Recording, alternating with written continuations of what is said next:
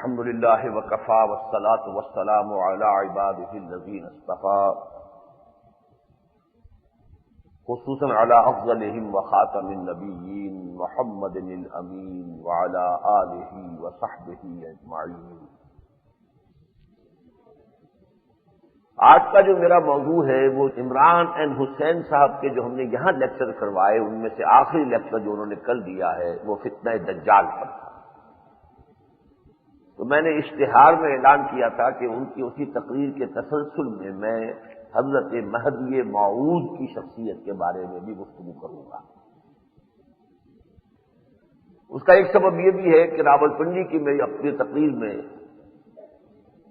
میں نے یہ کہا تھا کہ مجھے گمان غالب ہے یا یقین کے درجے میں بھی ہے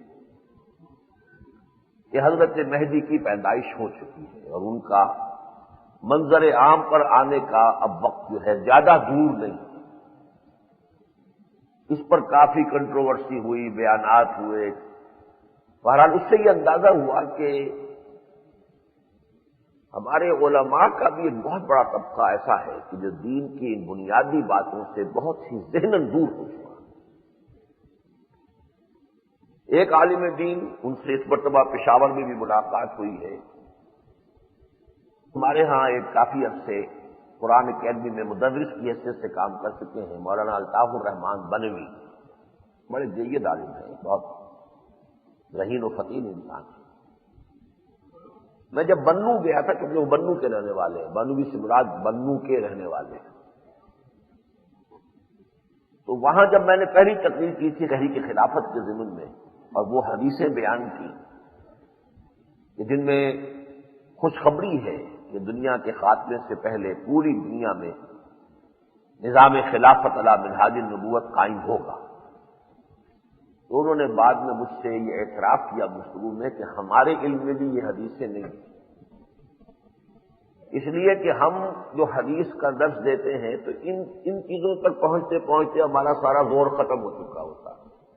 حدیث کے مجموعے میں آخر میں آتی ہے کتاب الفتن، کتاب الملاحم، کتاب و علامات القیامہ وغیرہ وغیرہ، کہتے ہیں ہمارا سارا زور خرچ ہو چکا ہوتا ہے وہ وضو کے مسائل پر، نماز کے مسائل پر، فقہی مسائل پر، ساری بحثیں مختلف مسلکوں کے اندر کیا ترجیح ہے، کیوں ہے، کیا دلیل ہے، شوافع کا کیا موقف ہے، ان کی کیا دلیل ہے، ہمارا کیا موقف ہے، ہماری کیا دلیل ہے، ہماری بات کیوں صحیح ہے، ان کی بات کیوں غلط ہے، سارا زور تو ہم اس پر صرف کر چکے ہو۔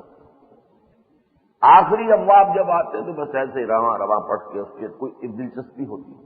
اس لیے یہ چیزیں مجھے اب اندازہ ہوا کہ واقعتاً ہمارے علماء کے نام سے جو لوگ جانے پہچانے جاتے ہیں آج، عالم ایک بہت بڑا لفظ ہے، لیکن یہ کہ ہمارے ہاں ایک خاص طبقہ ہے اور زیادہ تر یہ کہ وہ ایک پیشہ ہے، لیکن چونکہ کہیں نہ کہیں سے کوئی سند حاصل کر لی ہوتی ہے تو وہ علماء دین کہلاتے ہیں، مستند علماء دین۔ اب ان کی اکثریت کا حال بھی یہ ہے کہ وہ ان چیزوں سے بہت حد تک ناواقف ہوتے ہیں۔ اس لیے میں نے مناسب سمجھا کہ جو بھی مغالطے پیدا ہوئے ہیں یا جو بھی لوگوں کو اشکالات پیش آ رہے ہیں تو میں اس ضمن میں ذرا مفصل گفتگو آپ کے سامنے کروں۔ لیکن میں نے جو آیت تلاوت کی ہے آج کے اس موضوع کے لیے بطور عنوان جس سے اختیار کیا ہے وہ ہے بل نقذف بالحق علی الباطل، ہم دے مارتے ہیں حق کو باطل پر۔ نقذف، قذف پھینک دینا، مارنا، بل نقذف بالحق سے حق کا کوڑا مارتے ہیں علی الباطل، باطل پر، فیدمغہ، تو وہ حق جو ہے باطل کا بھیجا نکال دیتا ہے، فاذا هو زاہق، اور پھر باطل نابود ہو جاتا ہے۔ یہ وہی لفظ ہے جاء الحق وزہق الباطل ان الباطل کان زہوقا۔ باطل میں ہمت نہیں ہے، باطل میں مقاومت نہیں ہے، باطل مقابلہ حق کا نہیں کر سکتا۔ ہاں اگر اہل حق بے یقین ہو جائیں، ایمان نہ رہے، ان کے اپنے اندر منافقت پیدا ہو جائے، وہ اندر سے کھوکھلے ہو گئے ہو تو بات دوسری ہے، پھر تو راج کرے گا خالصہ اور کرے نہ کوئی، پھر باطل ہی ناچے گا اور ننگا ناچ ناچے گا، اس لیے کہ اہل حق جو ہیں وہ تو بزدل ہو گئے، وہ بے حمیت ہو گئے، بے غیرت ہو گئے، کھوکھلے ہو گئے، کردار کے اعتبار سے پستی کی انتہا کو پہنچ گئے، جس کی کہ سب سے بڑی جو لرزا دینے والی حدیث ہے حضور صلی اللہ علیہ وسلم کی کہ ایک وقت آئے گا یوشک ان یاتی علی الناس زمان، ایک وقت آئے گا لوگوں پر لا یبقی من الاسلام الا اسمہ، اسلام میں سے اس کے نام کے سوا کچھ نہیں بچے گا، ولا یبقی من القرآن الا رسمہ، قرآن میں سے صرف حروف رہ جائیں گے، رسم الخط رہ جائے گا۔ مساجدہم عامرۃ، ان کی مسجدیں بڑی آباد ہوں گی، شاندار ہوں گی، بڑی ٹھاٹدار ہوں گی، سنگ مرمر کی بنی ہوں گی، وہی خراب من الہدی، ہدایت سے خالی، وعلماؤہم شر الناس تحت عدیم السماء، اور ان کے علماء جو ہیں آسمان کی چھت کے نیچے کے بدترین انسان ہوں گے، من عندہم تخرج الفتنۃ وفیہم تعود، ان کا کام ایک ہی رہ جائے گا فتنے برپا کرنا، ان میں سے فتنے نکلیں گے، اختلافات ہیں، لڑائیاں ہیں، جھگڑے ہیں، اور وہ فتنے انہی میں لوٹ بھی جائیں گے، ان کی ساری دلچسپی فتنے پیدا کرنا، امت کو لڑانا، امت میں تفرقہ پیدا کرنا، اور اپنی تجارت اور دکان چمکانا۔ جتنا اختلاف چمکے گا اتنی ہی ضرورت ہوگی کہ مناظر جو ہے ہمارا مولوی آئے ذرا تگڑا، وہ آ کے تقریر کرے تاکہ دوسروں کو شکست دے، اور تگڑا مولوی آ جائے شکست دے جائے تو واہ واہ ہو گئی۔ واہ واہ کس کی ہو گئی؟ ان لوگوں کی ہو گئی جس کا مولوی جو ہے، جس طرح مرغے لڑائے جاتے ہیں ایسے مولوی لڑائے جاتے ہیں، کون جیتا؟ یہ حال ہے۔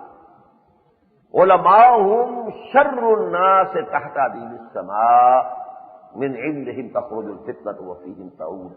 تو اگر حق اس درجے کمزور ہو چکا ہو، جو کھوکھلا ہو چکا ہو، تب تو باطل کا بول بالا رہے گا، لیکن کچھ بھی صلابت کردار کے حامل لوگ، ان پرچیزیبل لوگ، جنہیں خریدا نہ جا سکے، جو دین کو پیشہ نہ سمجھے، دین کے ساتھ مخلصانہ تعلق رکھتے ہیں، ایک معتدل تعداد میں تیار ہو جائیں تو پھر باطل میں قوت نہیں ہے کہ مقابلہ کر سکے۔ پھر اللہ تعالیٰ اس طاقت کو دے مارتا ہے۔ وہی انداز ہے بالکل اس آیت کا کہ جو علامہ اقبال کے شعر میں ہے، بعد نشہ درویشی در ساز و دمادم زن تو پختہ شوی خدرا بر سلطنت جم زن، پہلے درویشی اختیار کرو، اپنے آپ کو تیار کرو، اپنی سیرت کو، اپنے کردار کو، تزکیہ نفس کو ایک خاص سطح تک لے کر جاؤ، دعوت کے تقاضے پورے کرو، اتمام حجت کرو، صبر کرو، لوگوں کے ترانے سنو، لوگوں کی گالیاں سنو اور صبر کرو۔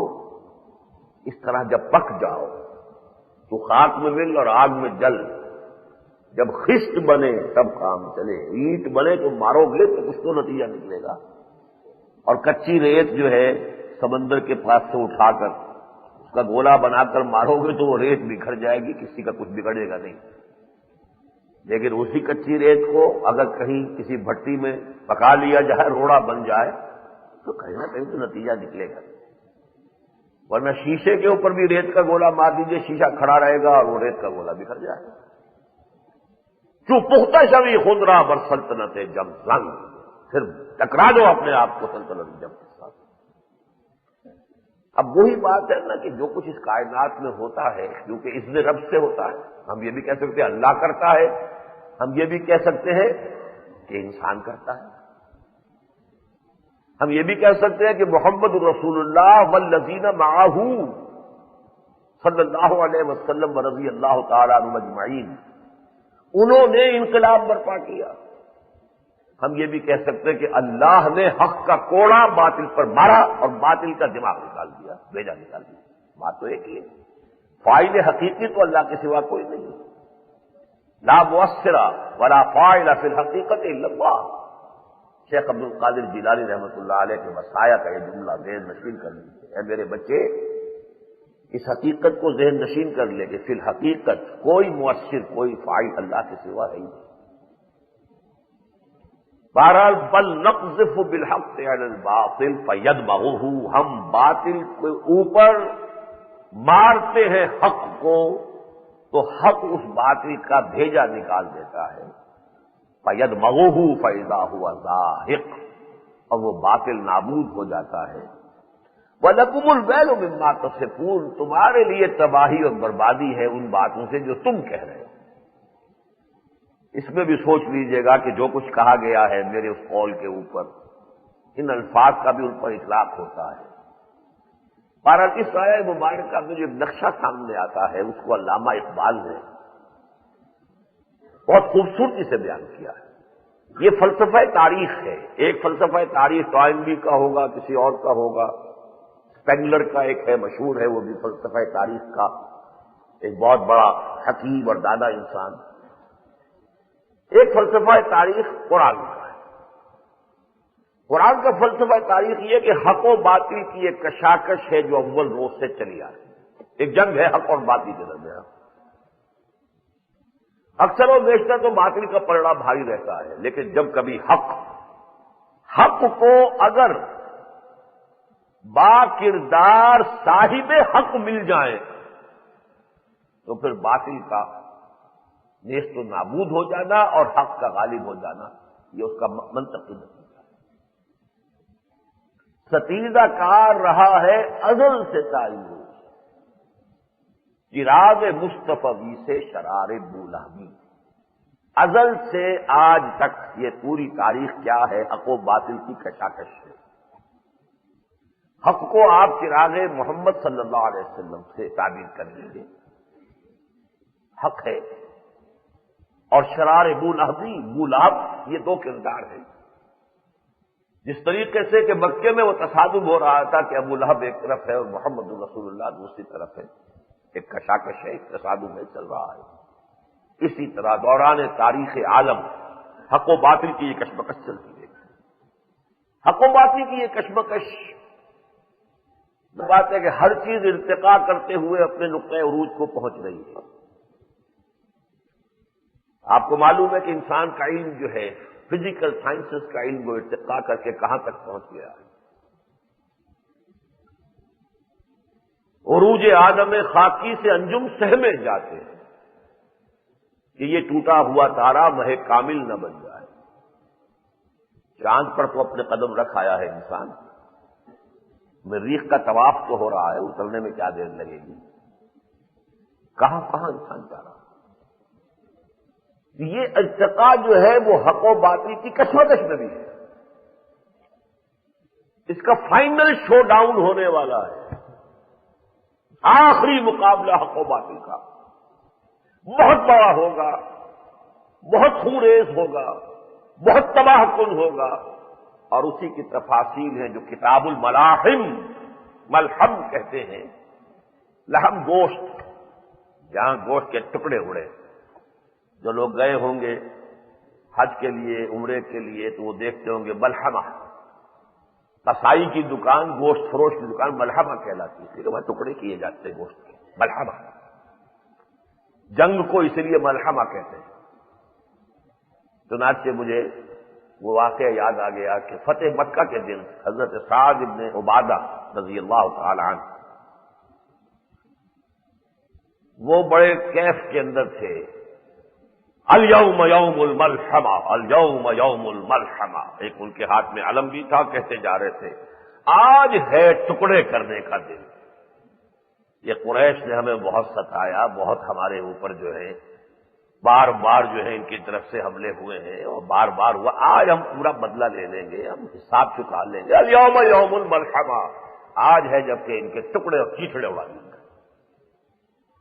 حضور سے کہا گیا کہ ساتھ کا معاملہ یہ ہو رہا ہے، حضور سے انہیں پیغام بھجوایا، بلایا، نہیں الیوم یوم المرحمہ، الیوم یوم المرحمہ، آج تو رحمت خدا بندی کے ظہور کا دن ہے۔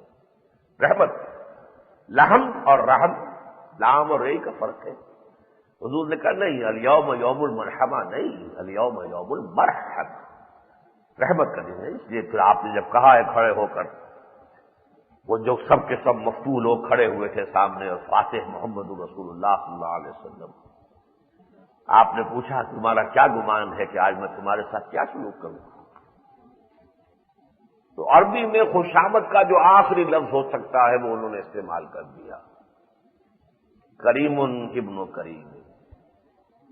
آپ خود نہایت شریف انسان ہیں اور ایک نہایت شریف انسان کے بیٹے ہیں، بس مطلب یہ کہ ہم آپ سے اس طرز عمل کی توقع رکھتے ہیں کہ جو شرافت کا تقاضا ہو۔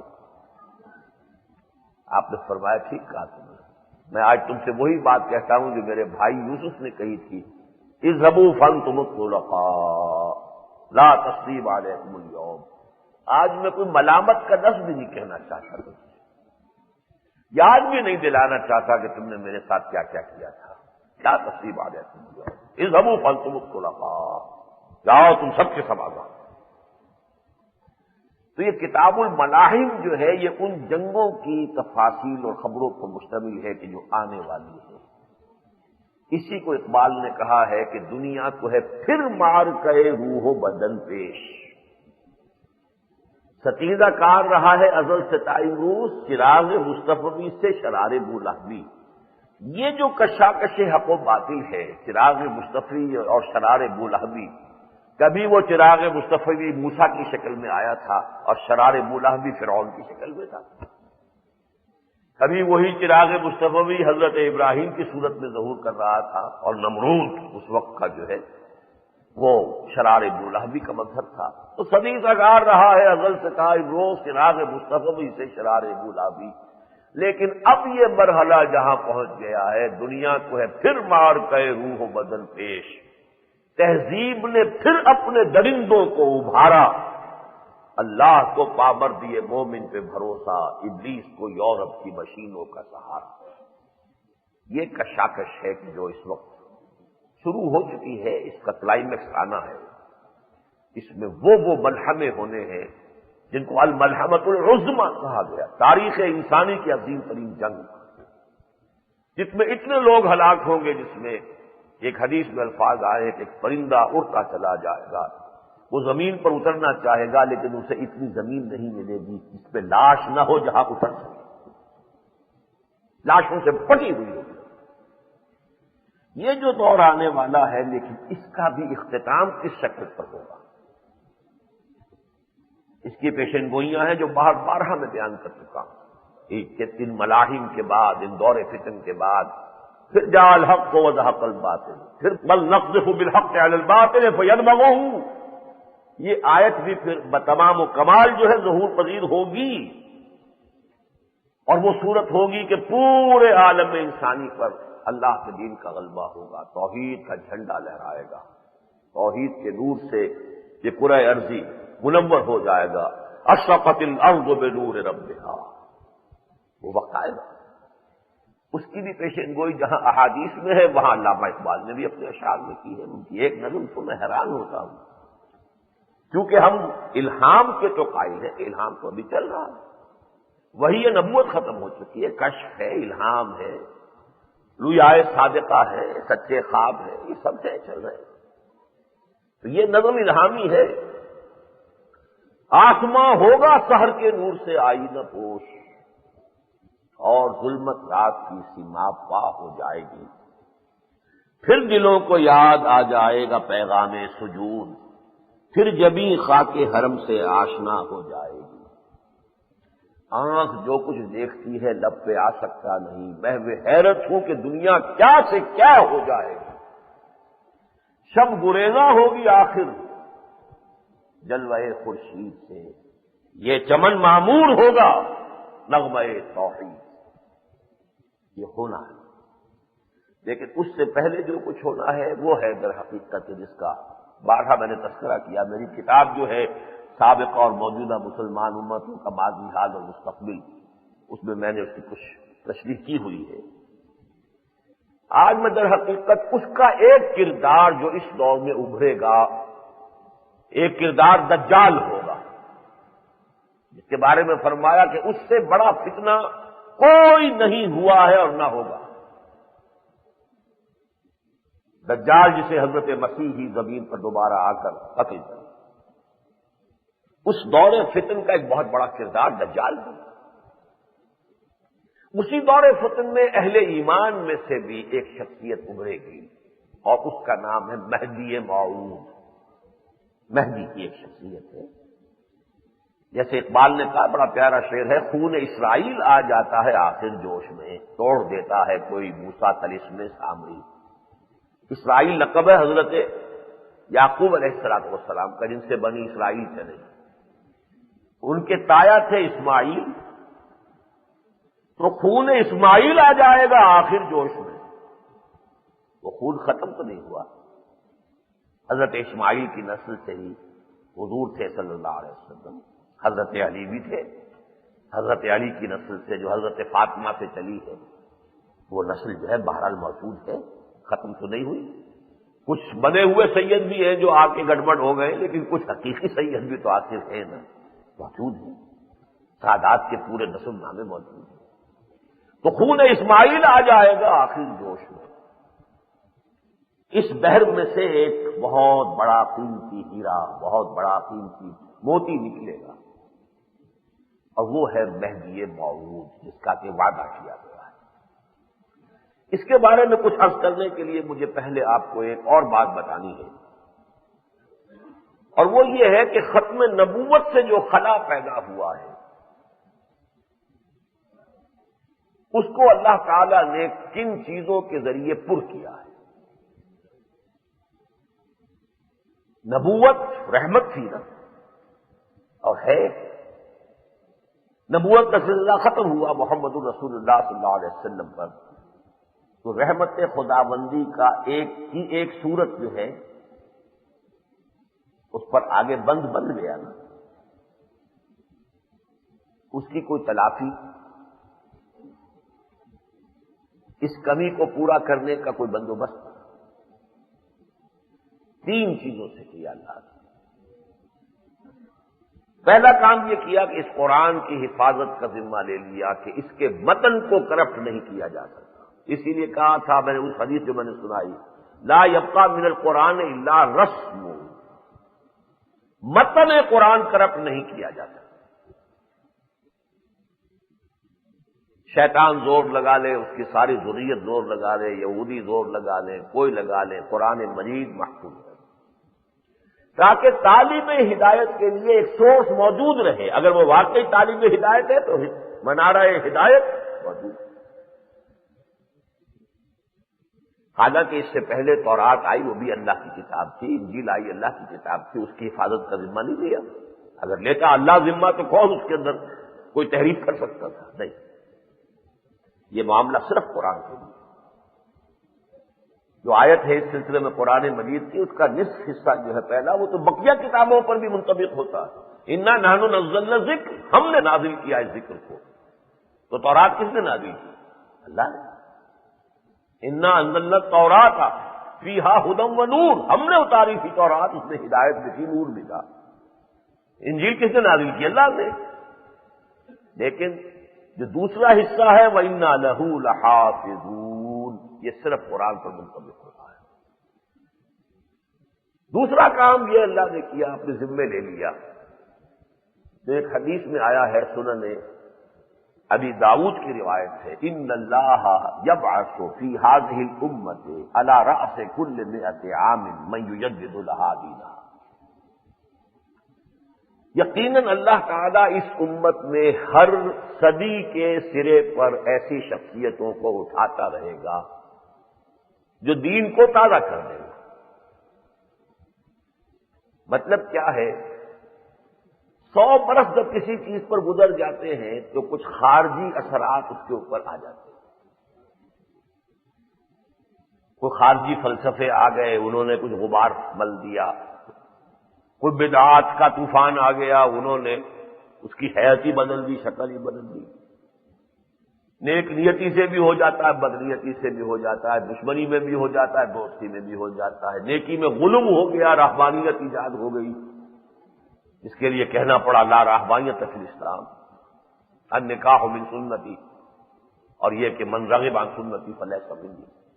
تو مجدد کا کام کیا ہے؟ جدید سے بنا ہے، یہ تجدید، تازہ کر دینا۔ جو بھی گرد و غبار آ گیا تھا، جو خارجی اثرات آ گئے تھے، ان کو ہٹا کر دین کا چہرہ، روح روشن جیسا کہ وہ ہے، تماہیہ جیسے کہ وہ دین ہے، اس کو دوبارہ پیش کر دیا۔ یہ کہلاتے ہیں مجددین امت۔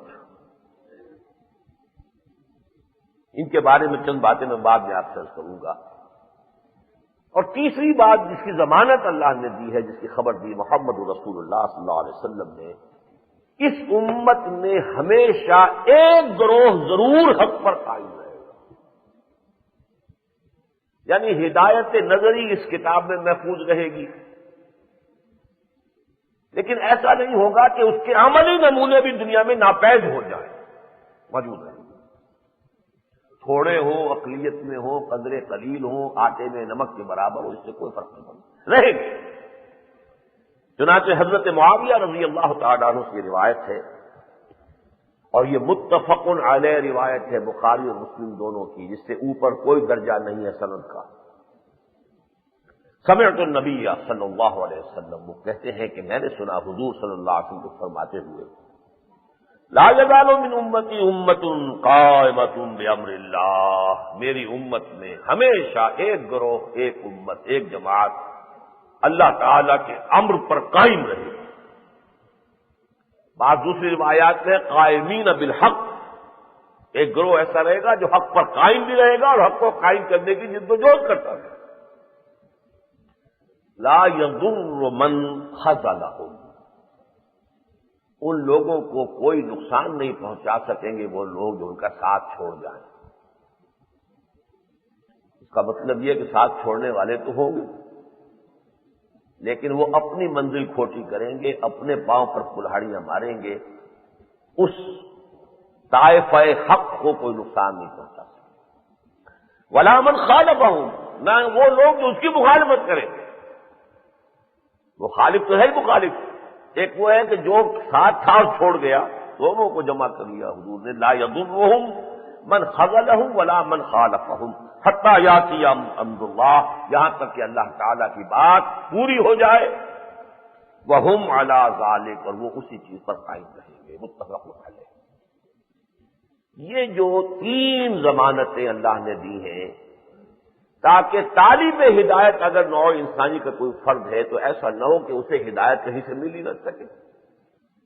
قرآن محفوظ، دین کی اصل حیت، اس پر جو بھی گرد و غبار روایات کا اور بدعات کا اور رسومات کا اور غلط نظریات کا اور عقائد کے اندر ٹیڑھ کا اور کجی کا آئے گا، اس کو صاف کر کے اصل دین دکھا دیں۔ اور نمبر 3، ایک جماعت ضرور حق پر قائم رہے گی۔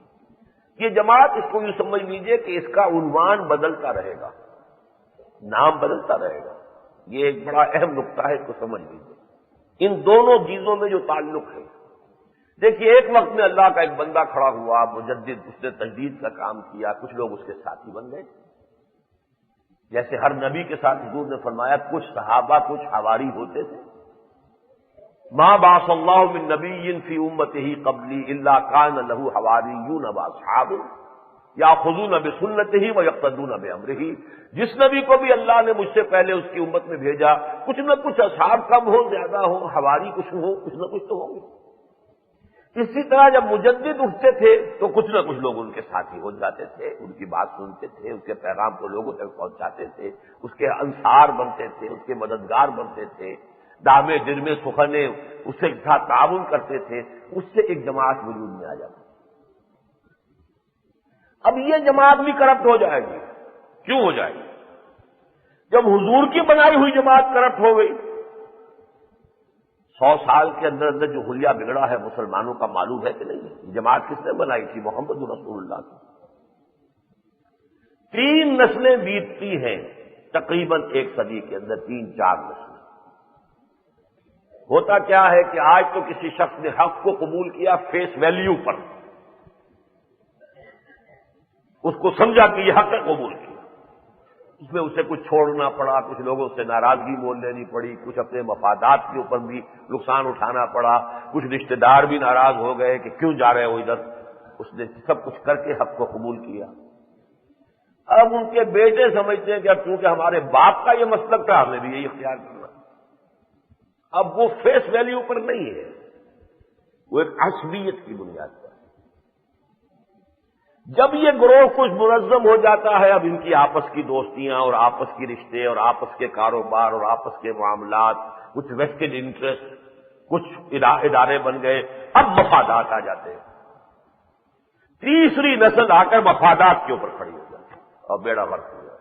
اب اللہ پھر کسی کو اٹھاتا، پھر ان میں سے جن کے اندر بھی کوئی جان تھی وہ اس کے ساتھ آ جاتے ہیں، کچھ لوگ نئے آتے ہیں. عنوان بدل جائے گا. جیسے کہ یہ اولمپک کو سب کو معلوم ہے، اولمپک ٹارچ لے کر کھلاڑی دوڑتا ہے، ٹارچ وہی رہتی ہے، آگے جا کے دوسرے کھلاڑی کو دے دیتا ہے. کھلاڑی بدل گیا، ٹارچ وہی ہے، پھر اور آگے جا کر وہ ٹارچ کسی اور کو. اسی طرح کا معاملہ جو ہے یہ شیر شاہ سوری نے ڈاک کا نظام بنایا تھا. آپ اندازہ کیجئے آج سے 500 سال پہلے ڈھاکہ سے پشاور تک ڈاک کا نظام تھا. ہر 30 میل پر، یہ جو جرنیلی سڑک ہے اسی کی بنائی ہوئی ہے، grand trunk road, Sher Shah Suri. ہر 30 میل پر چوکی ہے جس میں تازہ گھوڑے اور تازہ سوار موجود ہے. 30 میل تک وہ سوار ڈاک کے تھیلے کو لے کر دوڑتا ہے سرپٹ. ظاہر بات ہے کہ گھوڑا 30 میل سے زیادہ تیز رفتار سے اب نہیں دوڑ سکتا، نہ وہ آدمی دوڑ سکتا. اگلی چوکی پر گھوڑا بدل گیا، سوار بدل گیا، ان کے حوالے کی. ڈاک کا تھیلا وہی ہے جو چلا ہے ڈھاکے سے، لیکن گھوڑا بھی بدل گیا اور سوار. تو جماعتیں بدلتی رہتی ہے، وہ اصل پیغام، اصل میسج، دین کا اصل ایسنس وہ آگے بڑھتا رہتا، چلتا رہتا، کنوے ہوتا ہے. اور جیسا کہ میں نے آپ کو بتایا 3 نسلوں کے بعد، 4 نسلوں کے بعد یہ بات ہو جاتی ہے. اسی لیے حضور نے بھی صرف 3 نسلوں کی ضمانت دی ہے، جنہیں ہم کہتے ہیں قرون مشہود لہا بالخیر، خیر امتی قرنی ثم الذین یلونہم ثم الذین یلونہم. تو اس حقیقت کو سمجھ لیجئے. ہر فرقہ سمجھتا میں ہوں بس وہ جماعت، جو فرقہ بن گیا وہ اس خیر سے خارج ہے. اس کے بعد اللہ کسی اور کو اٹھاتا ہے، کوئی مجدد اور ہو گیا. اب یہ ہے رشتہ ان 2 چیزوں کے مابین کہ ختم نبوت سے جو خلا پیدا ہوا وہ 3 چیزوں سے پر ہوا. کتاب اللہ کا متن محفوظ، ہر صدی میں مجددین اور ان کے حواری اور اصحاب ایک جماعت بن جاتے ہیں. پھر یہ کہ اگلی مرتبہ پھر کوئی اور جماعت ہوگی، لیکن یہ کہ وہ ٹاپ جو ہے وہ دین کی شمع آگے بڑھتی رہے. یہ جو مجددین ہیں ان کے بارے میں امت میں بعض چیزیں متفق علیہ ہیں. مثلا ایک یہ کہ یہ جو کہا گیا علی راس کل مئۃ عام، ضروری نہیں ہے کہ وہ صدی کے شروع ہی میں ہو یا آخر ہی میں ہو، صدی کے دوران. یہ ایک محاورے کا لفظ ہے. نمبر 2 یہ کہ ضروری نہیں کہ ایک ہی آدمی ہو.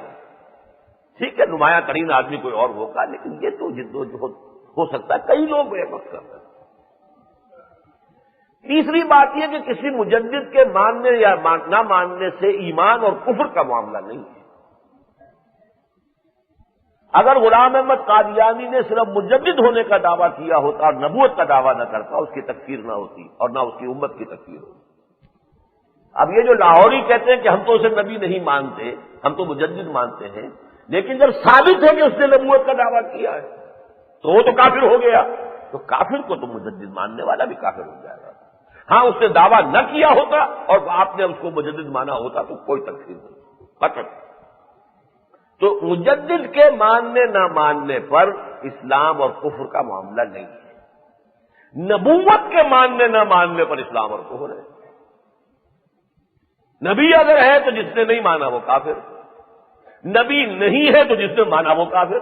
سیدھی بات ہے. نبوت جو ہے وہ تو حد فاصل ہے، یا ادھر یا ادھر. اور اس معاملے میں قادیانیوں کی بھی ہمت اور جرأت کو داد دینی چاہیے. سر ظفر اللہ نے جو کچھ کردار اختیار کیا تھا، give the devil his due, شیطان کی بھی بات کوئی اچھی ہو تو ماننی چاہیے. آخر ہمت اور جرأت کا معاملہ تھا کہ قائد اعظم کا جنازہ نہیں پڑا، بیٹھا رہا وہاں. اس لیے کہ ان کے نزدیک قائد اعظم کافر. جب کہا گیا کہ کیوں نہیں پڑھ رہے، اس نے کہا بھائی مجھے یا تو ایک مسلمان حکومت کا کافر وزیر سمجھ لو یا کافر حکومت کا مسلمان وزیر سمجھ لو. میں نماز میں ذرا نہیں پڑھتا. Give the devil his due. تو اچھی طرح سمجھ لیجئے کہ نبوت کا مسئلہ اور ہے، مجدد کا مسئلہ. کوئی مجدد کسی کو مانے نہ مانے کوئی فرق واقع نہیں.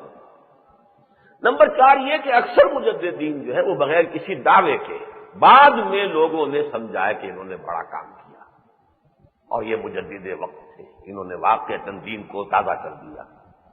لیکن بعض نے ان کو اس کا ادراک اور شعور ہوا بھی اور انہوں نے اپنی زندگی میں بھی اس طرح کی باتیں کہی. لیکن کہنے کا مطلب یہ نہیں تھا کہ جو ہمیں نہیں مانتا وہ کافر ہو جائے گا. معاذ اللہ ثم معاذ اللہ.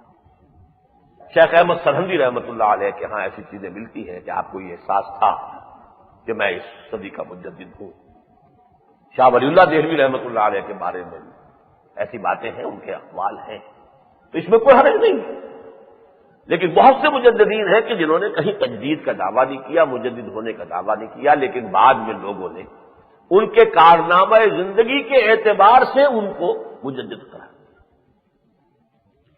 اب اس کے بعد 5ویں بات وہ ہے جو میں نے بارہا عرض کی ہے، اس کو صرف نوٹ کرانی ہے. 1000 برس تک سارے مجددین امت عالم عرب میں پیدا ہوئے. عمر بن عبد العزیز ہے پہلی صدی کے مجدد، پھر امام ابو حنیفہ ہیں، امام مالک ہے، امام شافعی ہے، امام احمد بن حنبل ہے، شیخ عبد القادر جیلانی ہے، غزالی، ابن تیمیہ.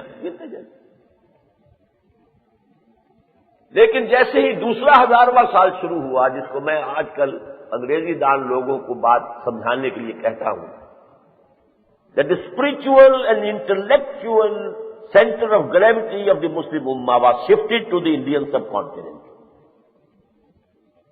اس امت مسلمہ کی روحانی اور علمی مرکز ثقل سینٹر آف گریوٹی کو منتقل کر دیا گیا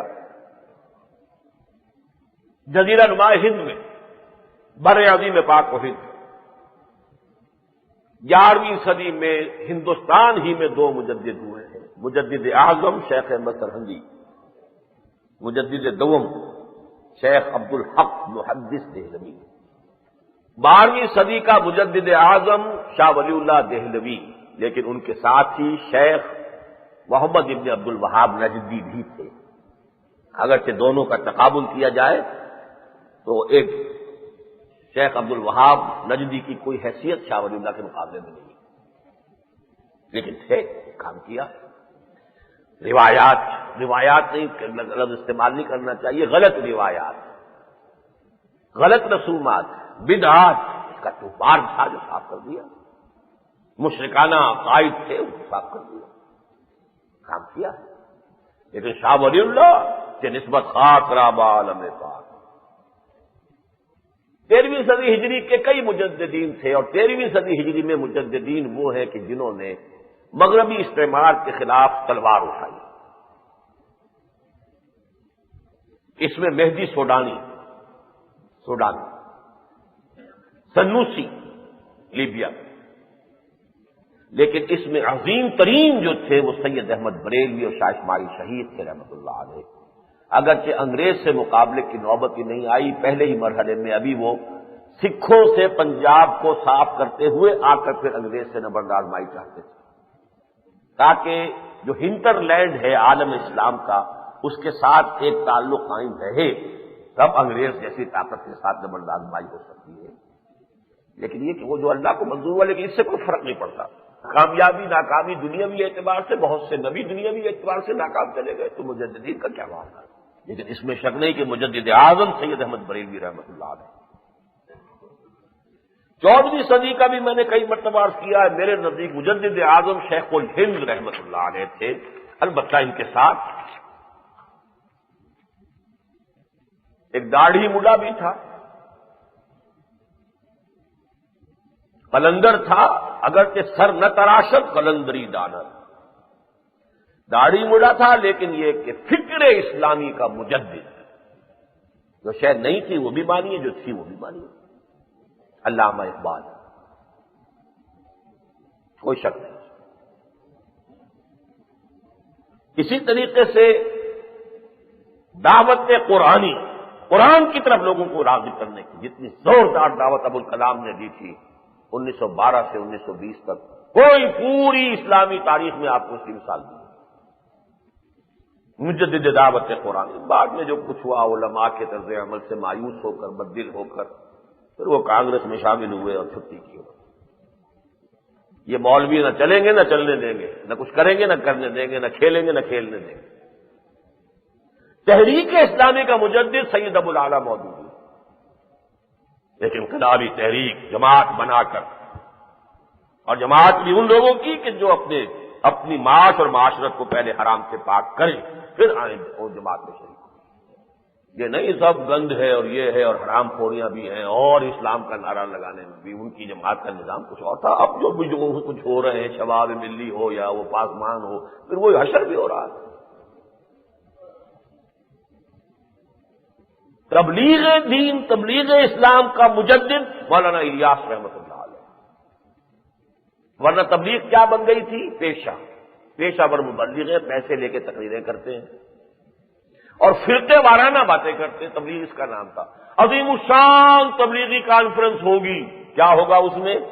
اگر بریلویوں کی ہے تو وہ وہابیوں کے اوپر کفر کے فتوے چل رہے ہوں گے، اگر وہابیوں کا ہے تو وہ بریلویوں پہ کفر کے فتوے چل رہے ہوں گے، یا یہ کہ وہ رفع یدین کے خلاف ہوگا یا رفع یدین ہی کل دین بن جائے گا۔ تراویوں کا چیلنج ہوگا، ثابت کر دیں کہ اس تراویہ تو یہ کر دیں گے، اور یہ تبلیغی کانفرنس عظیم الشان، اور مرغے لڑتے تھے اور پیسے لیتے تھے، اس کا نام تھا تبلیغ۔ مولانا الیاس صاحب نے، جیسے کہتے ہیں نا گڈھا پھنس جائے کسی کھانچے کے اندر جا کر دلدل میں تو اسے نکالنا بڑا مشکل ہوتا ہے، وہ نحیف الجثہ انسان ہے، اس نے اس تبلیغ کے اس گڈھے کو اس دلدل میں سے نکالا ہے۔ اپنا کھاؤ، اپنے چنے گڑ لے کر جاؤ اور تبلیغ کرو، کوئی تنخواہ نہیں، کرایہ تمہارا اپنا، راشن تمہارا اپنا۔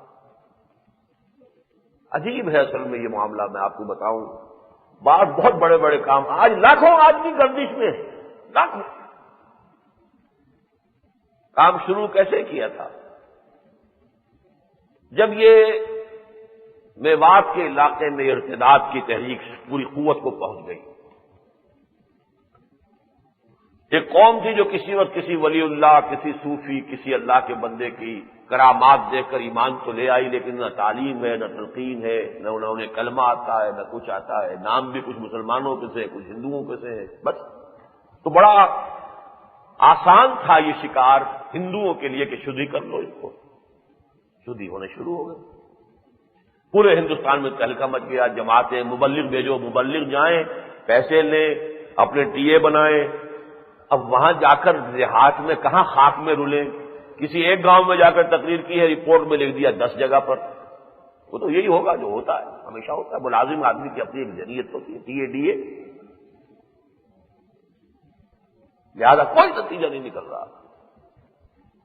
انہیں ایک عجیب احساس ہوا، اور عجیب واقعہ ہے یہ تاریخ انسانی میں، جیسے وہ نیوٹن کے بارے میں آتا ہے، سیب اوپر سے گرا نیچے، سبھی دیکھتے ہیں سیب اوپر سے نیچے گرتا ہے، لیکن نیوٹن کا سوال پیدا ہو گیا کہ یہ نیچے کیوں آیا، اوپر کیوں نہیں گیا؟ معلوم ہوا زمین میں کوئی طاقت ہے جو کھینچتی ہے، یہیں سے آگے بات چلی ہے، کہاں سے کہاں پہنچ گئی۔ کسی نے دیکھا ہوگا کہ چولہے کے اوپر ہنڈیا رکھی تھی اور اس کا ڈھکنا ہلنے لگ گیا، بھائی یہ کیوں ہل رہا ہے، کون ہلا رہا ہے، جن ہلا رہا ہے، شیطان ہلا رہا ہے، کون ہلا رہا ہے؟ معلوم ہوا کہ نہیں، بھاپ میں طاقت ہے، وہ ہلا دیتی ہے۔ وہ انجن بن گئے، اسٹیم انجن۔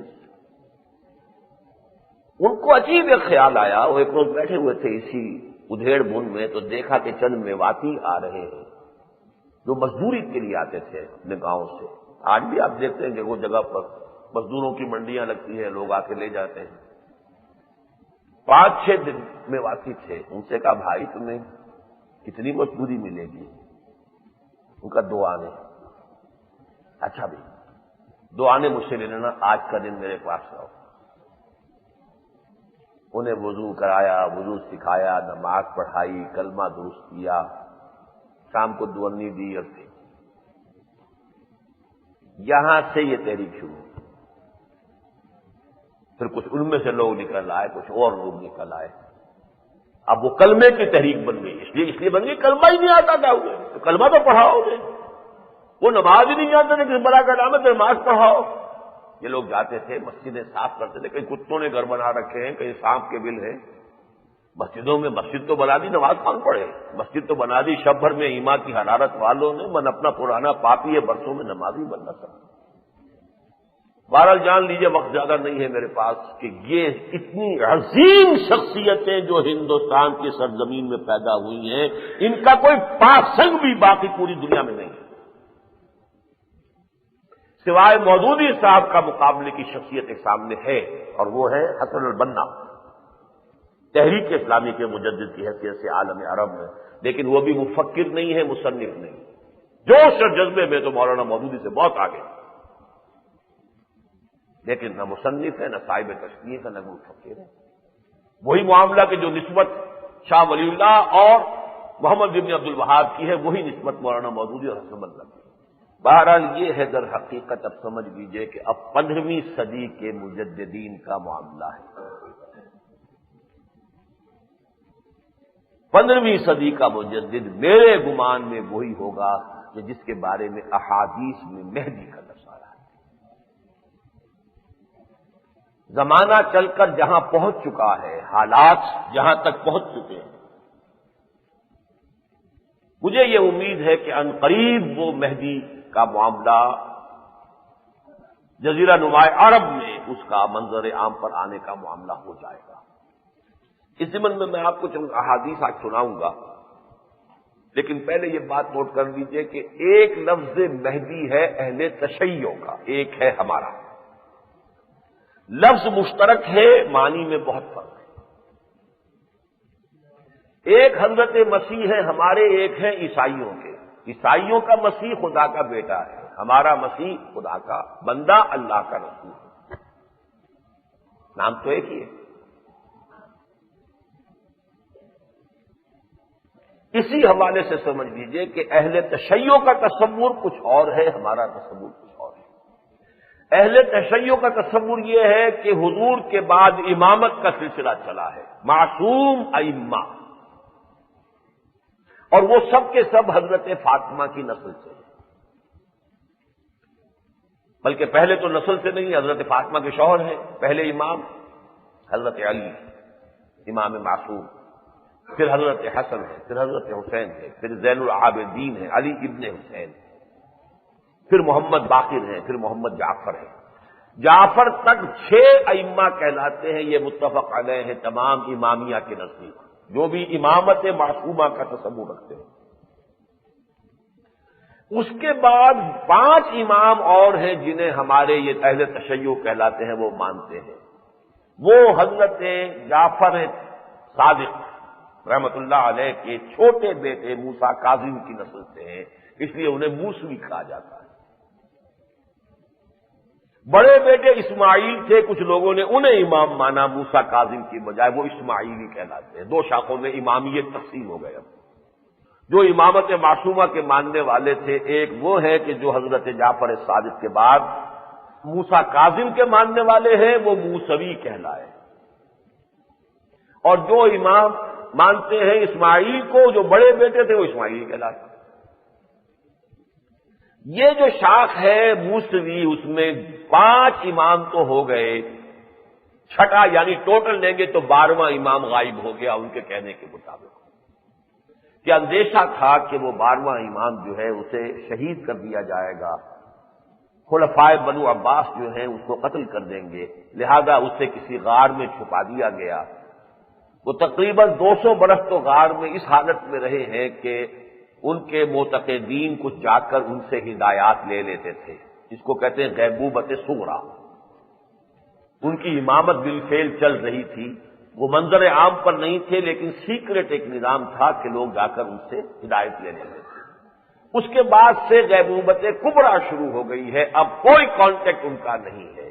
وہی امام ہیں کہ جو ظاہر ہوں گے، ان کا نام امام المہدی ہے۔ یہ ہے اہل تشیع کا تصور۔ بات کو پوری طرح واضح کرنے کے لیے ادھر بھی سمجھ لیجئے، اسماعیلیوں کے اندر بھی آگے جا کے 2 شاخیں ہو گئی، جیسے یہاں 2 شاخیں ہوئی تھیں، ان کے یہاں بھی 2 ہو گئیں۔ ایک شاخ وہ ہے جس کا امام حاضر آج تک موجود ہے، یہ پرنس کریم آغا خان امام حاضر ہے، معصوم ہے، اس سے خطا ہو ہی نہیں سکتی، معصوم نبی کی طرح۔ تو اصل امامیت تو وہ ہے جن کا امام حاضر موجود ہے۔ باقی اسماعیلیوں ہی کی ایک شاخ میں پھر ان کا کہنا یہ ہے کہ ایک امام غائب ہو گئے، وہ ہیں جو بوری کہلاتے ہیں، لہذا ان کے بعد دائی کہلاتے ہیں، ان کے ہاں وہ امام نہیں کہلاتے۔ طاہر سیف الدین اور آج کل برہان الدین یہ ان کے دائی ہیں، امام نہیں، امام غائب۔ تو گویا کہ اثنا عشری 12 اماموں کے ماننے والوں کا بھی امام غائب، اور بوریوں کا امام بھی غائب، اسماعیلیوں کا امام حاضر ہے، موجود ہے۔ لیکن میں اس وقت بوریوں یا اسماعیلیوں کا صرف ذکر کر رہا ہوں، اصل مسئلہ ہے اہل تشیع کا، جو ہمارے ہاں اثنا عشری ہے۔ 6 امام ان سب کے نزدیک متفق علیہ ہیں، علی، حسن، حسین، زین العابدین، محمد باقر، محمد جعفر، باقی اب اختلاف شروع ہو گئے۔ اس حوالے سے ان کا تصور یہ ہے کہ وہ جو روپوش ہیں، وہ امام جو چھپے ہوئے ہیں، امام غائب ہیں، وہ حاضر ہو جائیں گے، سامنے آ جائیں گے۔ یہ ان کا عقیدہ ہے، ہمارا نہیں۔ ہمارے نزدیک نبوت کے ختم ہونے کے بعد معصومیت ختم ہو گئی، کوئی معصوم نہیں ہے۔ حضور کے بعد ابو بکر بھی معصوم نہیں تھے، عمر بھی معصوم نہیں تھے، اور کسی کو ہم نے کیا ماننا ہے معصوم؟ ابو بکر کو اور عمر کو نہیں مانتے تو اور کس کو مانیں گے؟ کوئی سوال نہیں۔ ہمارے نزدیک جو مجددین کا سلسلہ ایسے ہی ایک مجدد ہو گئے۔ البتہ احادیث نبیہ سے معلوم ہوتا ہے کہ وہ مجدد حضرت فاطمہ ہی کی نسل سے ہوئی، بلکہ حضرت فاطمہ کی جو نسل سادات کی کہلاتی ہے وہ 2 ہے، حسنی اور حسینی۔ حضرت حسین رضی اللہ تعالیٰ عنہ سے جو چلی ہے، اور وہ چونکہ ان کے ایک ہی بیٹے جو ہے وہ زندہ بچے تھے، وہ حضرت علی بن حسین زین العابدین، جو بیمار تھے کربلا میں، اسی لیے وہ بچ گئے شہید ہونے سے، ان سے نسل چلی حسینی سیدوں کی۔ اور حضرت حسن کی نسل بہت بڑی ہے، انہوں نے بہت سی شادیاں کی۔ لوگ خاندان نبوت کے ساتھ اپنا تعلق قائم کرنے کے لیے اپنی بچیوں کی وہ شادی کر دیتے تھے، پھر وہ طلاق دیتے تھے، یا کوئی جو بھی شکل ہے اس کو چھوڑ دیجئے، ان کی وہ حسنی سادات کہلاتے ہیں، کہ جو حضرت حسن کی نسل۔ حضرت حسن کی نسل میں سے ایک شخص پیدا ہوگا جس کا نام حضور نے فرمایا میرے نام پر ہوگا، یعنی محمد، اور اس کے باپ کا نام بھی میرے باپ کے نام پر ہوگا، یعنی عبداللہ۔ اور وہ شخص جو ہے عرب میں ایک صحیح اسلامی حکومت قائم کرے گا، پورے عالم اسلام میں نہیں، عرب۔ وہ شخص ہے مہدی ہمارے نزدیک۔ مہدی کے معنی کیا ہے؟ ہدایت یافتہ، ہادی اور مہدی۔ ہادی ہدایت دینے والا، یہ اس میں فاعل ہے۔ مہدی جس کی ہدایت ہو گئی، ہدایت یافتہ، وہ مہدی ہے۔ یہ ان کا صفاتی نام ہے، اصل نام محمد ہوگا، اور ان کے والد کا نام عبداللہ ہوگا۔ حضرت حسن کی نسل سے ہوں گے، حضرت فاطمہ کی اولاد میں سے ہوں گے۔ یہ تو وہ چیزیں ہیں جو اہل سنت کے نزدیک متفق علیہ ہیں۔ البتہ وہ کب آئیں گے، کب نہیں آئیں گے، آیا ان کا پیدائش ہو چکی ہے، یہ صرف قیاس کی باتیں ہیں، یقین کی بنیاد پر کوئی شک نہیں کہہ سکتا۔ میرا گمان غالب، میرا قیاس جو کہ اب یقین کی حد تک پہنچ گیا ہے، وہ کس وجہ سے؟ اس لیے کہ میں حالات کو دیکھ رہا ہوں۔ 400 سال کی تاریخ میری نگاہوں کے سامنے ہے۔ کتاب الفتن، کتاب الملاحم، کتاب علامات القیامہ، اشراط الساعہ، یہ میرے سامنے ہے۔ تو سرما ہے میری آنکھ کا، علامہ اقبال نے تو کہا تھا کہ سرما ہے میری آنکھ کا، خاک مدینہ و نجف۔ میں نے اپنے لیے اس کو بدل دیا ہے ذرا شعر کو۔ میرے نزدیک حضرت علی رضی اللہ تعالیٰ عنہ وہ بھی خاک مدینہ ہی میں شامل ہے، میں اسے خاک حجاز کہتا ہوں۔ سرما ہے میری آنکھ کا، خاک حجاز و حول قدس۔ حول قدس کیا ہے؟ بیت المقدس کا ماحول۔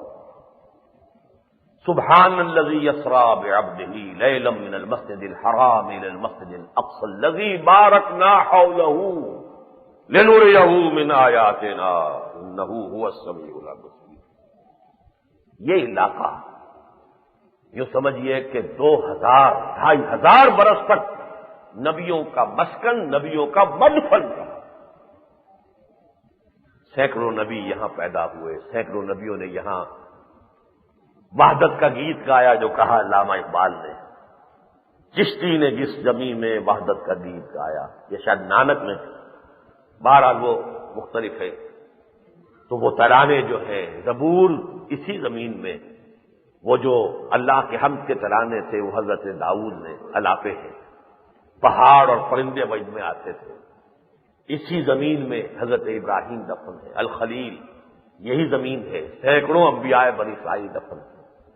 یہی زمین ہے جس میں حضرت عیسیٰ علیہ السلام کے سفر ہیں، حضرت عیسیٰ علیہ السلام کے مواعظ ہیں، کبھی سی آف گیلیلی میں ہے، کبھی ہیبرون میں ہے، کبھی کہیں ہے، کبھی کہیں ہے۔ یہ ساری زمین جو ہے اس کو کہا ہے، قرآن نے کہا بارکنا حولہ۔ تو میرے نزدیک تو حقیقت دو شاخیں ہیں، ابراہیم سے ایک شاخ چلی، اسماعیل علیہ الصلوۃ والسلام کے ذریعے وہ حجاز میں آباد ہوئے، اسی میں حضور ہے، اسی میں حضرت علی ہے۔ تو میں علیحدہ نہیں کرتا وہ حضرت علی کو حضور سے، وہ تو حجاز میں آ گئے۔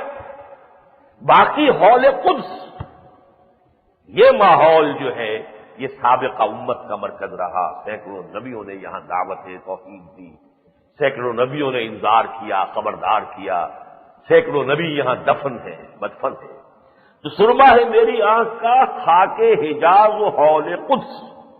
وزن بنانے کے لیے ذرا مجھے آخر کچھ تو کرنا پڑتا ہے نا۔ میں نے علامہ اقبال کے کئی اشعار میں اپنے لیے اس طرح کی ترمیم کر لی ہے، میں شاعر نہیں ہوں، ایک شعر بھی میں نے پوری زندگی میں کہا نہیں ہے، لیکن کچھ شعروں کی اصلاح ضرور میں کرتا ہوں کہ جو اس میں کوئی تھوڑی سی بات غلط آ گئی ہو اس کو درست کیا جائے۔ بہرحال میری نگاہوں کے سامنے یہ بات ہے کہ، اور میں اس کو تقریباً اب یقین کے درجے میں کہہ رہا ہوں، دیکھیے اللہ تعالیٰ کی ذات پر یقین ہے لیکن دیکھا تو نہیں ہے، قرائن سے پہچانا ہے، آیات سے پہچانا ہے۔ ان فی خلق السماوات والارض واختلاف اللیل والنہار والفلک التی تجری فی البحر بما ينفع الناس وما انزل اللہ من السماء من ماء فاحیا به الارض بعد موتها، یہ ساری آیات ہیں، اس سے اللہ کو پہچانا۔ تو حالات جو ہیں اور جو علامات آئی ہیں احادیث کے اندر، ان دونوں کے حوالے سے معلوم ہوتا ہے کہ وہ فائنل شو ڈاؤن حق و باطل کا بہت قریب آ چکا ہے، بہت نزدیک ہے۔ آج ہی کے اخبار میں نوائے وقت میں آپ پڑھ لیجئے گا، وہ مضمون موجود ہے کہ نیتن یاہو جو ہے اس وقت کا وزیر اعظم، اس نے وہ جو بھی پیس پروسیس تھا اس کو ریورس کر دیا اور اڑا ہوا ہے۔ امریکہ کا انتہائی دباؤ ہے، ہاتھ تو ملا لیا ہے اس نے، اس سے یاسر عرفات سے ملاقات کر لی ہے، لیکن آگے 1 انچ بڑھنے کو تیار نہیں ہے، کھلا کھلا نتھنگ ڈوئنگ۔ اور اس کی وجہ یہ ہے کہ میں جانتا ہوں وہ مجبور ہے، مذہبی اس یہودیوں کا اتنا غلبہ ہو چکا ہے وہاں پر کہ یہ سیکولر قسم کے یہودی جو ہیں یہ انہیں نظر انداز نہیں کر سکتے، اور ان کا تقاضا 3rd ٹیمپل کی تعمیر، جس کے لیے لازم ہے کہ مسجد اقصی گرائی جائے، اس کے نیچے جو سرنگ ہے وہ انہوں نے کھول دی ہے، ہفتے میں 5 دن اب کھلی رہے گی، 2 دن بند رہے گی سب پر سنڈے کو۔ کسی بھی دن کوئی جنونی جائے گا جو مسجد خلیل میں جا کر، جیسے کسی نے کتنے مسلمانوں کو شہید کر دیا تھا ایک وقت میں، پھر خودکشی کر لی، کوئی جائے گا جا کر اور کوئی بہت بڑا دھماکہ وہاں کر دے گا، خود بھی ختم ہو جائے گا، بھسم ہو جائے گا، مسجد اقصی بھی ختم ہو جائے گی۔ پھر کہیں گے بھائی جب گری گئی ہم کیا کریں، کوئی جنونی آدمی تھا، پاگل ہر جگہ ہوتے ہیں، مسلمانوں میں بھی ہیں اور وہ عیسائیوں میں بھی ہیں، یہودیوں میں بھی، ہمارے یہاں کا بھی ایک پاگل تھا، کہیں گے اب جب یہ ختم ہی ہو گئی ہے تو پھر ہم اپنا ٹیمپل ہی بنانے دو۔ جب مسجد یہودیہ گر ہی گئی ہے تو بابا ابراہم مندر ہی بنا لیں گے، تو کاہے کو مسجد بنانی ہے۔ بالکل وہ اس کا ریہرسل جو ہے ہندوستان میں ہو چکا ہے اور وہ کام ہوگا، اس کا جو بھی طوفان اٹھنے والا ہے اس کے آثار ہیں۔ ہمارے ہاں جو یہ مہمان مقرر آئے تھے عمران الحسین، جنہوں نے تنظیم اسلامی میں بھی شمولیت اختیار کر لی ہے، اللہ تعالیٰ انہیں استقامت عطا فرمائے۔ رات جو انہوں نے چند باتیں کہی ہیں وہ مجھے بہت اپیل کیا انہوں نے۔ احادیث میں حج کے موقوف ہونے کی بھی کوئی خبر آئی ہے، قیامت کے قریب کے واقعات میں حج بند ہو جاتا ہے اور اس کے آثار موجود ہیں، اس لیے کہ سعودی عرب کے اندر اب انٹرنل جو ہے رفٹ وہ پیدا ہو چکی، 2 دھماکے ہو چکے ہیں امریکیوں کے خلاف، اور جو دوسرا ہوا جس میں 20 مارے گئے، اس کے بارے میں چونکہ میں امریکہ دو مرتبہ گیا ہوں تو وہاں کی CIA کی رپورٹ یہ ہے کہ یہ کسی باہر کے آدمی کا کام نہیں ہے، یہ سعودی فوج کے اندر ہی ایلیمنٹ ہے جس نے کیا۔ آخر مسلمان ہیں، آخر یہودیوں کا وہاں ہونا، عیسائیوں کا وہاں ہونا، اگر ہزار ہا اور لکھوکھا جو ہے بے غیرت ہو گئے ہو تو کوئی تو غیرت مند بھی ہوں گے نا، برداشت کر سکتے ہو؟ لہذا بہت بڑا طوفان وہاں آنے والا ہے۔ اور فرض کیجئے جیسا کہ گمان غالب ہے کہ شاید اگلے سال تک 97 سک مسجد اقصی جو ہے شہید کر دی جائے، اس کے لیے اب پکچرز دکھائی جا رہی ہیں، جو فلم جو ہے یہ پورے امریکہ میں دکھائی جا رہی ہے، وہ ٹنل دکھائی جا رہی ہے، سب کچھ ہے تاکہ ایک فضا تیار ہو جائے۔ بھائی ٹھیک ہے، اس جگہ پر ان کا وہ ہوتا تھا اصل ٹیمپل، مسلمانوں نے مسجد بعد میں بنائی ہے، وہاں پر ٹیمپل ہوتا تھا، ہم بھی مانتے ہیں، ہاں حضرت سلیمان کا ہیکل وہیں تھا، اسی جگہ پر تھا، اسے گرایا نبوکدنضر نے، بنایا حضرت عزیر نے، پھر دوبارہ گرایا ٹائٹس رومی نے، ابھی تک گرا پڑا ہوا ہے۔ مسلمانوں نے تو گرایا نہیں، لیکن یہ کہ اس نے مسجد بنائی ہے۔ بہرحال یہ جو کچھ ہو رہا ہے اس کے نتیجے میں جو عالم عرب کے اندر زبردست خلفشار پیدا ہو، یہ حدیث میرے سامنے پہلے بھی تھی، کئی دفعہ میں نے کوٹ کیا ہے، حضور نے فرمایا ایک دم خواب کی کیفیت میں آپ نے کچھ دیکھا اور پھر آپ چونک کر اٹھے اور آپ نے فرمایا ویل للعرب من شر قد اقترب، ہلاکت اور بربادی ہے عربوں کے لیے اس شر سے جو قریب آ چکا ہے۔ تو ابھی تک تو کوئی خاص بڑا شر جو ہے عربوں کے لیے مجموعی طور پر نہیں آیا، تو کوئی آنے والا ہے۔ اسی طریقے سے ایک اور علامت ہے، وہ میں ابھی آپ کو حدیثیں سناتا ہوں تو اس سے بات زیادہ واضح ہو جائے گی۔ سعودی عرب میں یہ بات جو ان کی ڈائنیسٹی چل رہی ہے اس کا ایک راز اس میں مضمر ہے کہ جیسے ہی بادشاہ ایک بھائی بیٹھا، بھائی ہیں یہ ملک عبدالعزیز ابن سعود کے سب بیٹے ہیں، کوئی پوتا ابھی تک نہیں آیا ہے، ایک بھائی کے بعد دوسرا، دوسرے کے بعد تیسرا، تیسرے کے بعد چوتھا، اور یہ طے کر لیتے ہیں کہ جب کوئی نیا بادشاہ تخت نشین ہوتا ہے تو اس کے ساتھ ہی جو اس کے بعد کا آدمی ولی ہے وہ بھی اسی وقت طے ہو جاتا ہے، تاکہ اس کی اچانک موت ہو جائے تو پھر اب نہ ہو کہ ہاں بھائی بیٹھو جمع ہو جاؤ، یہ ہو جاؤ، جلدی میں طے کرنا پڑے گا، وہ ایک موجود ہو ولی ہے فوراً ٹیک اوور کر لے، جیسے ہی وہ ٹیک اوور کرے گا اگلا جو ہے طے کر لیا جائے گا کہ اب یہ ہے، تو اگلے کا فیصلہ ہونا ہوگا، اس کا فیصلہ اس وقت نہیں ہونا ہوگا، جانشین پہلے سے طے ہے۔ یہی ہوتا آ رہا ہے ان کے ہاں، لیکن یہ معلوم ہے کہ اب جو ولی عہد ہے وہ امریکہ کو پسند نہیں، پرنس عبداللہ، وہ ذرا کچھ فنڈامنٹلز بھی ہے، کچھ زیادہ مذہبی بھی ہے، امریکی پریزنس کو بھی اتنا پسند نہیں کرتا ہے، اس کے بجائے امریکی چاہتے ہیں کسی اور کو۔ اگر کہیں انہوں نے حماقت کی وہ بالکل قرین قیاس ہے، طاقت کے نشے میں بڑی سے بڑی حماقت آدمی کر گزرتا ہے، انہیں اندازہ نہیں ہے وہاں کی روایات کیا ہیں، اگر حماقت کی تو وہاں پر خانہ جنگی شروع ہو جائے گا، اور اسی خانہ جنگی کے دوران شخصیت ایک ابھرے گی اور وہ مہدی ہوں گے۔ اب میں وہ آپ کو حدیث سے سنا دینا چاہتا ہوں۔ میرا خیال ہے کہ پاکستان کی سیاست پر تو آج بھی بات نہیں ہوگی بالکل۔ پہلی حدیث ہے عن عبداللہ ابن مسعود رضی اللہ تعالی عنہ، عبداللہ ابن مسعود رضی اللہ عنہ رکھیے، فقہ حنفی ساری کی ساری فقہ عبداللہ ابن مسعود ہے۔ قال قال رسول اللہ صلی اللہ علیہ وسلم، حضور نے فرمایا لا تذهب الدنيا حتى يملك العرب رجل من اہل بیتی، دنیا ختم نہیں ہوگی جب تک کہ عرب پر میرے اہل بیت میں سے ایک بادشاہ کی حکومت قائم نہ ہو جائے، جو آج تک نہیں ہوئی۔ نہ بنو امیہ حضور کے اہل بیت میں سے تھے، نہ حضرت ابوبکر تھے، نہ حضرت عمر تھے، نہ عثمان تھے، حضرت علی ہوئے لیکن ان کی بھی پوری حکومت پورے عرب پر قائم نہیں ہو سکی۔ اس کے بعد آپ چلیے اہل بیت تو ہم سمجھتے ہیں کہ نسل جس کو جس معنی میں استعمال ہوتا ہے، یواطئ اسمہ اسمی، اس کا نام میرے نام پر ہوگا، رواہ ترمذی و ابو داود، یہ روایت جو ہے موجود ہے ترمذی میں بھی اور ابو داود میں بھی، وفی روایت لہ، اور ابو داود کی ایک اور روایت میں الفاظ یہ ہیں قال لو لم یبقى من الدنیا الا یوم، حضور نے فرمایا کہ دنیا کی عمر میں سے اگر صرف ایک دن بھی باقی رہ گیا لطول اللہ تعالی ذالک اليوم، تو اللہ تعالیٰ اس دن کو اتنا لمبا کر دے گا، حتی یبعث فیہ رجلا منی او من اہل بیتی، یہاں تک کہ اس دن میں میرے اہل بیت میں سے ایک شخص کو اٹھائے گا، یواقع اسمہ اسمی و اسم ابی ہے اسم ابی، اس کا نام میرے نام پر ہوگا اور اس کے باپ کا نام میرے باپ کے نام پر ہوگا، یملأ الارض قسطا وعدلا، وہ اس سرزمین عرب کو عدل اور انصاف سے بھر دے گا، کما ملئت ظلما و جورا، جیسے کہ اس سے پہلے وہ ظلم اور جور سے بھری جا چکی ہوگی۔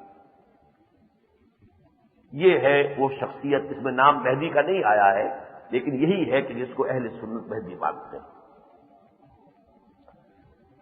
وعن ام سلمۃ قالت سمعت رسول اللہ صلی اللہ علیہ وسلم یقول المہدی من عترتی من اولاد فاطمہ، رواہ ابو داود۔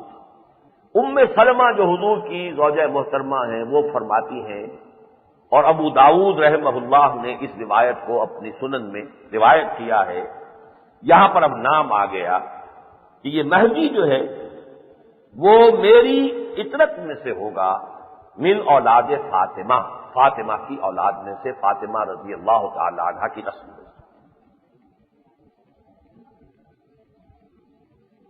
حدیثیں تو اور بھی کئی تھیں، لیکن اب جو میں خاص واقعے کے حوالے سے عرض کر رہا ہوں، یہ حدیث معلوم ہوتا ہے مجھے جہاں تک احساس ہے واللہ اعلم کہ شاہ فہد کی صحت تقریباً جواب دے چکی ہے، اور اس کے انتقال کے بعد اندیشہ ہے، مجھے تو معلوم ہوا سعودی عرب میں ایک صاحب نے بتایا تھا کہ جب شاہ فہد نے ٹیک اوور کیا ہے اس وقت بھی وہ پسند نہیں کر رہے تھے کہ عبداللہ کو ان کا ولی عہد بنایا جائے، اور لڑائی اس حد تک ہوئی تھی کہ عبداللہ نے گولی چلائی تھی فہد پر، لیکن وہ بچ گیا۔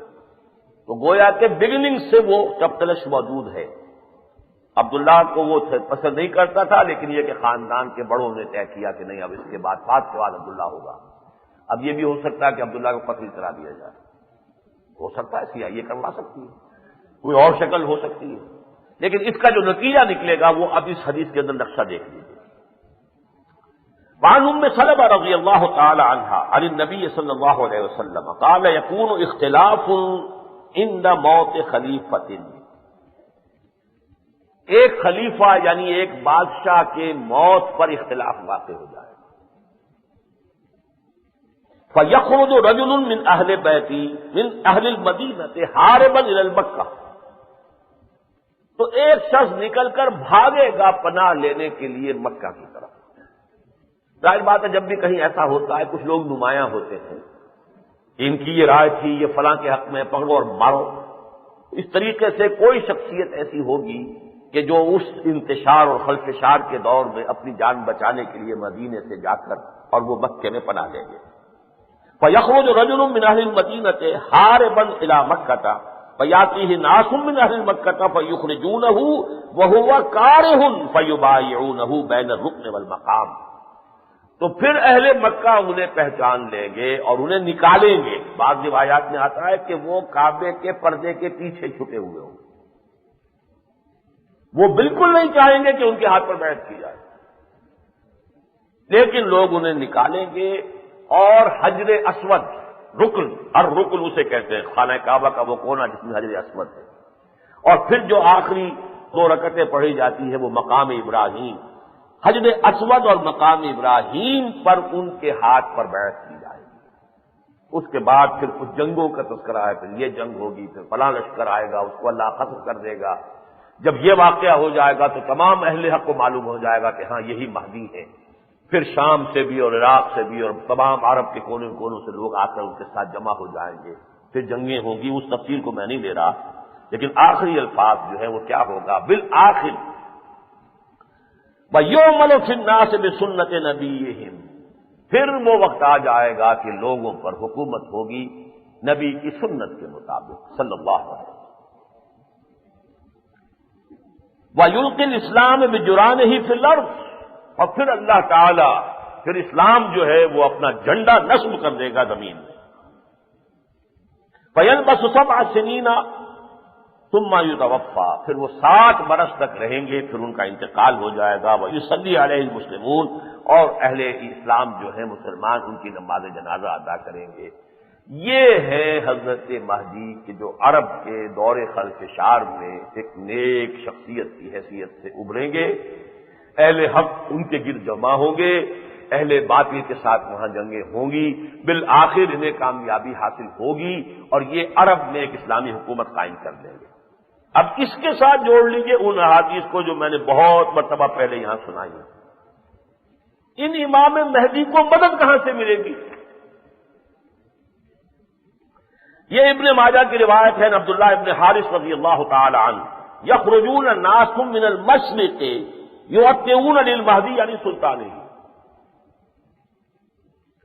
مشرق سے وہ فوجیں آئیں گی جو مہدی کی حکومت قائم کریں گی۔ معلوم ہوتا ہے کہ مشرق کے کسی علاقے میں اس سے پہلے اسلامی حکومت قائم ہو جائے، اور دوسری حدیث سے معلوم ہوتا ہے وہ علاقہ خراسان کا علاقہ ہے۔ یخرج من خراسان رایات سود فلا يردها شيء حتى تنصب بإلیا، ترمذی رحمہ اللہ عن ابی ہریرہ رضی اللہ عنہ۔ خراسان کے علاقے سے وہ جھنڈے چلیں گے سیاہ علم کہ جو بڑھتے ہی چلے جائیں گے، بڑھتے ہی چلے جائیں گے، بڑھتے ہی چلے جائیں گے، کوئی طاقت ان کا رخ پھیر نہیں سکے گی یہاں تک کہ وہ یروشلم میں جا کر نصب ہو۔ اور ایک تیسری حدیث جس کو ہم نے اللہ کا شکر ہے کہ اب عام کیا ہے بہت، اس میں یہ بھی ہے حضرت ثوبان سے رضی اللہ تعالیٰ عنہ روایت ہے، قال قال رسول اللہ صلی اللہ علیہ وسلم عصابتان من امتی احررهم اللہ من النار، میری امت کے دو لشکر ایسے ہوں گے جن کو اللہ تعالیٰ نے آگ سے نجات دے دی ہے، دنیا ہی میں فیصلہ کر دیا گیا کہ ان میں جو شریک ہوگا وہ جہنم سے بچ جائے گا۔ عصابۃ تغزو الہند وعصابۃ تکون مع عیسیٰ ابن مریم علیہ السلام، ایک لشکر وہ جو ہند پر حملہ آور ہوگا، دوسرا لشکر وہ کہ جو حضرت عیسیٰ کے ساتھ جا کر ملے گا اور مدد کرے گا۔ اس لیے کہ دجال سے پھر جو جنگ ہونی ہے اس کے بعد اس میں بھی پھر یہیں سے فوجیں جائیں گی۔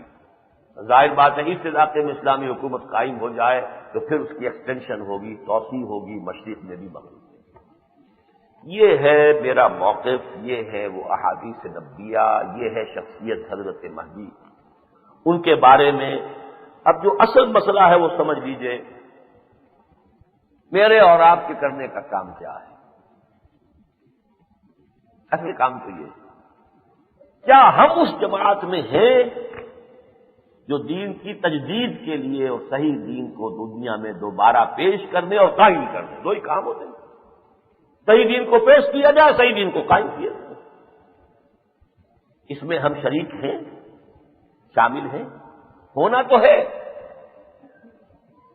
دو چچا ہیں حضور کے، ایک محروم رہ گیا، تبت یدا ابی لہب وتب ما اغنی عنہ مالہ وما کسب سیصلی نارا ذات لہب وامرأتہ حمالۃ الحطب فی جیدہا حبل من مسد۔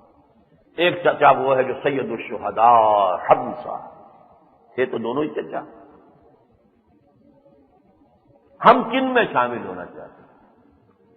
ایک تیسرا بہن بھی تھا، وہ ایمان تو نہیں لایا، کوئی مدد کرتا رہا، ابو طالب۔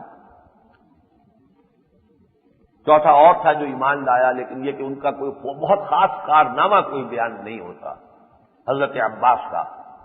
اسی لیے حضور کے جو الفاظ آتے ہیں خطبوں میں وہ یہی ہے، اللہم اغفر للعباس وولدہ مغفرۃ ظاہرۃ وباطنۃ لا تغادر ذنبا۔ کوئی خاص شان ان کی جو ہے وہ بیان نہیں ہوئی ہے، جیسے سید الشہداء حمزہ، حفظت اسد اللہ واسد رسول، حضرت عباس کا کوئی ایسا بہت بڑا کنٹریبیوشن نہیں۔ تو یہ چار چچا ہیں فرام ایکسٹریم، ایک ایکسٹریم رائٹ سائڈ پر حضرت حمزہ ہے، دوسرے سائڈ پر ابو لہب ہے انتہا پر، دوسرے ادھر چلیے تو ابو طالب ایمان تو نہیں لائے لیکن مدد کی، تعاون کیا، سہارا دیا۔ ان کے بیچ حضرت عباس سے ایمان بھی لے آئے۔ بہرحال ظاہر بات ہے محمد رسول اللہ کے ساتھ بھی رہے، لیکن یہ کہ کوئی خاص اس طرح کا کارنامہ وہ ہمارے علم میں نہیں ہے، ہوگا مقام جو بھی ہوگا۔ تو اصل بات تو یہ ہے، میں اس لیے آپ کو ایک دوسری حدیث سنا رہا ہوں اسی جماعت سے متعلق، جس کے بارے میں ایک حدیث پہلے میں آپ کو سنا چکا ہوں۔ یہ امام بیہقی نے اس کو روایت کیا ہے دلائل النبوہ میں، عبد الرحمن بن العلاء الحضرمی رضی اللہ عنہ قال حدثني من سمع النبي صلی اللہ علیہ وسلم یقول، عبد الرحمن ابن علاء الحضرمی رضی اللہ تعالی عنہ یہ کہہ رہے ہیں کہ میں نے یہ بات ان لوگوں سے سنی کہ جنہوں نے حضور سے سنی. اب دیکھیے یہاں پر یہ حضرمی خود بھی یہ صحابی ہے، لیکن میں نے کئی مرتبہ آپ کو بتایا ہے. ایک تو یہ کہ ایک صحابی نے خود حضور سے یہ بات سنی ہو، وہاں ہوتا سمیعت نبی سمیعت رسول اللہ صلی اللہ علیہ وسلم یقول. یہاں انہوں نے وضاحت کر دی میں نے براہ راست نہیں سنی، کچھ اور صحابہ تھے جنہوں نے یہ بات حضور سے سنی اور میں نے ان سے سنی، اگرچہ صحابی ہیں لیکن براہ راست سامع حضور سے نہیں. قال حدثني من سمع النبي صلى الله عليه وسلم يقول انه سيكون في آخر هذه الامه قوم لهم مثل اجر اولهم. یقیناً میری امت کے آخری دور میں ایسے لوگ پیدا ہوں گے کہ جن کے لیے اجر اور مقام اور مرتبہ بالکل اولین اہل ایمان کی طرح کا ہوگا. کیوں؟ حالات جتنے اس وقت نامساعد تھے اتنے ہی آج ہو چکے ہیں. بدا الاسلام غریبا وسيعود كما بدا فطوبى للغرباء. جتنی محنت اور مشقت کرنی پڑتی اتنا اجر و ثواب ہوتا ہے. انه سيكون في آخر هذه الامه، اس امت کے آخری دور میں ایسے لوگ ہوں گے قوم، کوئی ایک آدھ نہیں، لوگ ہوں گے، گروہ ہوگی، جماعت ہوگی. لهم مثل اجر اولهم، ان کو جو پہلے اولین سابقین سابقون الاولون ان کی طرح کا ان کو اجر ملے گا. اور وہ کیا کام کریں گے؟ نوٹ کیجئے، جو ہمیشہ میں نے کہا ہے کہ اسلامی انقلاب کے پروسیس کا آخری عنوان کیا ہے؟ امر بالمعروف نہی عن المنکر، طاقت کے ساتھ نہی عن المنکر. فرمایا یامرون بالمعروف وینہون عن المنکر، وہ نیکی کا حکم دیں گے اور بدی سے روکیں گے. ویقاتلون اہل الفتن، اور فتنوں والے سے جنگ کریں گے. اب یہ میرے اور آپ کے سوچنے کی بات ہے، موقع ہے. یہ اصل میں آخری باب مشکات شریف کا باب و ثواب هذه الامه آخری باب ہے، اس کی حدیث ہے. یہ نہ سمجھیے کہ وہ مقامات بلند تو گئے اب ہمیں حاصل ہی نہیں ہو سکتے. ہے موقع، آؤ دنیا کو چھوڑو، رہبانیت کے انداز میں نہیں، مجاہدین کے انداز میں، جہاد کے لیے. اس لیے کہ حضور نے فرمایا ہے کہ میری اس دین میں رہبانیت نہیں ہے سوائے دو کے، ایک صوم اور ایک جہاد. روزے میں بھی کچھ ہوتی ہے نا پابندیاں، نہ آپ بیوی سے ہم بستری کر سکتے ہیں، نہ آپ کھا پی سکتے ہیں. تو یہ صوم جو ہے یہ ایک رہبانیت ہے، تھوڑی سی 14 گھنٹے کی، 15 گھنٹے کی، 12 گھنٹے کی رہبانیت ہے. اور جہاد میں کیا ہے؟ آدمی نکلا ہوا ہے گھر سے اور تکلیفیں اٹھا رہا ہے. وہ نیگیٹو رہبانیت نہیں کہ جا کے غاروں میں چھپ جاؤ، نکل کر خانقاہوں سے ادا کر رسم شبگیری کہ رسم خانقاہی ہے فقط اندوہ دلگیری. یہ دوسرا تصوف جو فعال تصوف ہو، وہ تصوف جو سید احمد بریلوی کا تھا کہ جنہوں نے جہاد کے اوپر آمادہ کیا، سلسلہ محمدیہ میں بیعت لی ہے. یہ سلسلہ قادریہ ہے، یہ سلسلہ چشتیہ ہے، یہ سلسلہ صابریہ ہے، یہ سلسلہ مجددیہ نقشبندیہ ہے، یہ سلسلہ سہروردیہ ہے، یہ سلسلہ شتاریہ ہے، یہ سلسلہ فلاں ہے. سلسلہ محمدیہ کہاں گیا؟